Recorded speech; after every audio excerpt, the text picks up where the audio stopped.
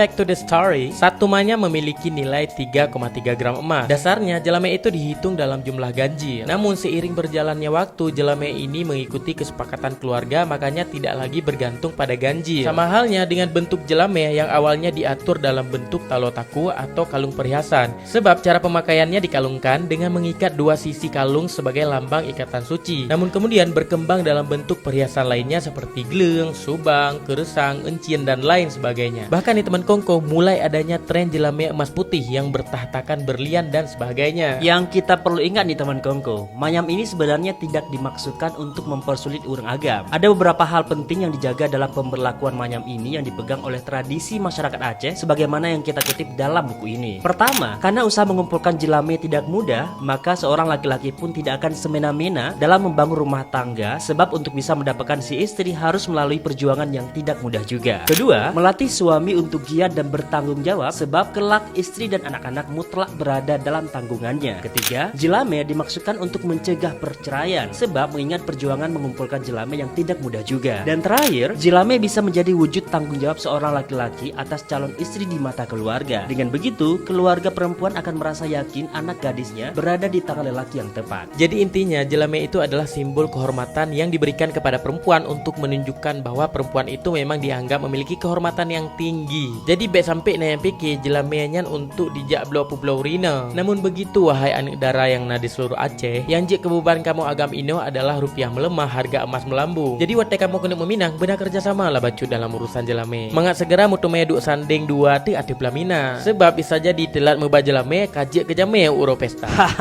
Nah, kalau teman Kongko sudah ada calon tapi jelame masih merah, sementara mak tuan kagak bekarat, share video ini ke calon ya. Siapa tahu setelah menonton isi hati tanya uragam, nah keringanan jelame bacut. Kabutoynya. Next, kita bahas apa lagi? Narekom, nici komen be. Sampai jumpa di video lainnya.